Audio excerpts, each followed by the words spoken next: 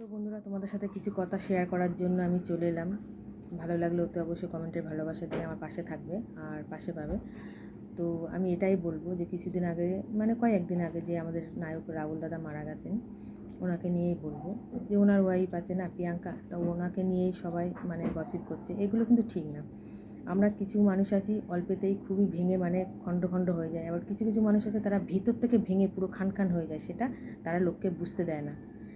কিছু কিছু মানুষ আছে তারা ভাবে আমি যদি একেবারেই ভেঙে পড়ি তাহলে আমার পরিবারটা কে দেখবে, পরিবারকে রক্ষা করার জন্য, পরিবারের দেখার জন্য। তার একটা ছোট বাচ্চা আছে, তাই না? সে যদি পুরো ভেঙে যায়, কিন্তু তার যে কী হচ্ছে সে একমাত্র সেই বুঝবে যে তার কী হচ্ছে।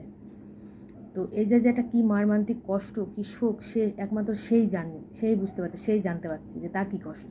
আমরা কিন্তু দূর থেকে অনেকে অনেক গসিপ করতে পারি, এইটুকানি, আর কিছু না। যাই হোক, তো আমার বক্তব্য হলো এটাই, প্রেমিকা কিন্তু প্রেমিকাই হয়, আর বর বরই হয়।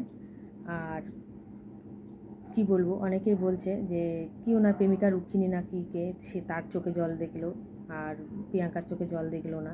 এটাই অনেকে অনেক গসিপ করছে, কিন্তু এগুলো ঠিক না। আমি প্রথমেই বললাম, কেউ অল্পেতে ভেঙে মানে খান খান হয়ে যায়, কেউ ভিতর থেকে ভেঙে পুরো চুরমার হয়ে যায়। কেউ সেটা লোককে বুঝতে দেয় না। বুঝতে দেবে কি, যদি পুরোটাই ভেঙে মানে হয়ে যায়, ও মন মানসিক দিক দিয়ে যদি পুরো একদম মানে দুর্বল হয়ে যায়, তাহলে ছোটোটা বাচ্চা আছে, বাচ্চাটার কী হবে? সেই কারণে তাকে তো শক্ত থাকতেই হবে। তাই বলে সেই মানুষটাকে নিয়ে যে এইভাবে গসিপ করা, এটাগুলো আমার ব্যক্তিগত ব্যাপারে এটা একদমই ভালো লাগলো না।